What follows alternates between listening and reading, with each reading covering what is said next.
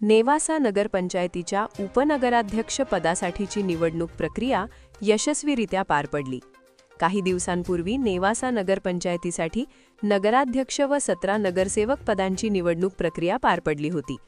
या निवडणुकीत महायुतीकडून डॉक्टर करणसिंह घुले यांची नगराध्यक्षपदी निवड झाली होती। नगरसेवकांमध्ये महायुतीचे 6, क्रांतिकारी शेतकरी पक्षाचे 10 तर 1 अपक्ष नगरसेवक असा एकूण 17 नगरसेवकांचा समावेश आहे।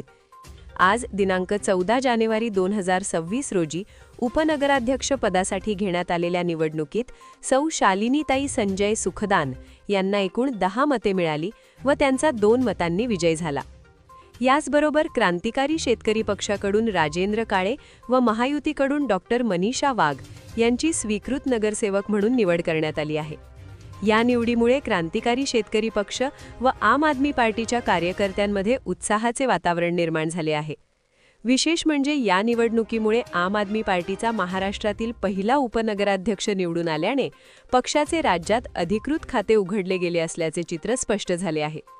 ही निवडणूक नेवासा नगरपंचायतीच्या राजकारणात महत्त्वाची ठरणार असल्याचे राजकीय उपनगराध्यक्ष त्याचप्रमाणे स्वीकृत तज्ञ संचालक या दोन्हींची निवड आज या ठिकाणी झालेली आहे। मी क्रांतिकारी शेतकरी पक्षाच्या वतीने आणि आम आदमी पार्टीच्या वतीनं आमचे जेवढे 10 सदस्य या नेवासकरांनी मोठ्या मताधिक्याने या ठिकाणी निवडून दिलं आणि जवळपास 10 सदस्य या ठिकाणी निवडून दिले। आज या ठिकाणी सुखदानताईंची या ठिकाणी निवड झालेली आहे आणि खऱ्या अर्थानं इथून पुढच्या नेवाशाला किंवा नेवाशातल्या शहरातल्या सर्व कामकाज जे आहे ते निश्चितप्रमाणे या ठिकाणी सुखदानताई त्यांच्या सगळं कौशल्य वापरून या नेवासकरांना निश्चित स्वरूपामध्ये न्याय देण्याचा प्रयत्न या ठिकाणी त्या करणार आहेत।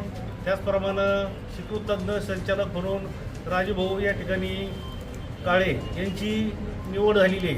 हे सुद्धा आता या कारभारामध्ये अतिशय हिरारीने भाग घेऊन नेवाशाने जनतेने जो कौल दिला होता ते 18 पैकी 10 सदस्य या ठिकाणी आपल्याला निवडून दिले आणि या नेवासकरांचे दिलेल्या कौल आम्ही मान्य करून जो कौल आमच्या बाजूत दिलेला आहे ह्या विकासाच्या बाबतीत या ठिकाणी दिलेला आहे आणि म्हणून या नेवासा शहरामध्ये फक्त आणि फक्त विकासाचं राजकारण या ठिकाणी आम्ही करू हा शब्द या निवडणुकीच्या निमित्तानं आपल्या सगळ्यांना